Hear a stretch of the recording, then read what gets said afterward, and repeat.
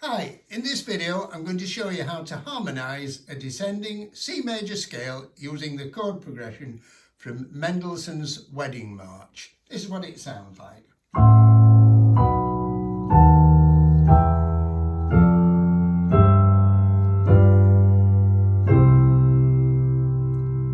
You notice that the top notes of each chord there just form a descending C major scale. So how do we arrive at these chords? Well, first of all, let's take a step back and start with just a descending C major scale. And we're going to try and harmonise this using just simple triads, diatonic triads. To understand this, really, you do need some knowledge of harmony. You need to know about diatonic chords, you need to know about chromatic chords, inversion, secondary dominance, that kind of thing. So let's try harmonising this in a much more simple way. We're going to start off with chord 1 in the key of C, which is C. Harmonise the B with chord 5. Harmonise the A with chord 6. The G with chord 3. The F, we could use an F chord, chord 4. But we're going to use chord 2B, that's chord 2 D minor in first inversion, which then leads to 1C, that's chord 1 in second inversion, 5, 7, and back to 1. Now that chord progression works fine, there's nothing wrong with it. Doesn't sound as interesting though as Mendelssohn's chord progression. So let's hear how we can arrive at Mendelssohn's version.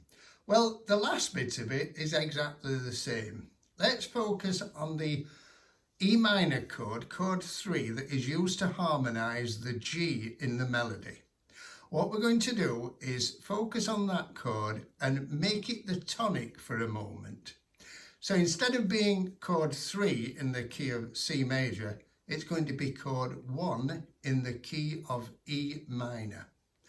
Now, to make it sound like chord 1, we need to precede it with chord 5 from E minor, or 5-7.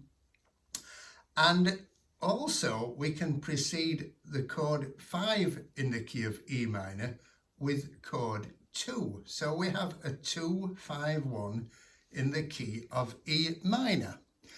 So let's go back now. Chord 2 in the key of E minor is an F sharp diminished chord. Okay, we can add a 7th as well and make it, and that's an F sharp half diminished 7th. Generally speaking, in classical music, chord 2 in a minor key would be played in first inversion. So that's why we play it like this, with the A in the bass. So just to recap, that chord is F sharp half diminished 7th chord in first inversion, which is chord 2 in the key of E minor.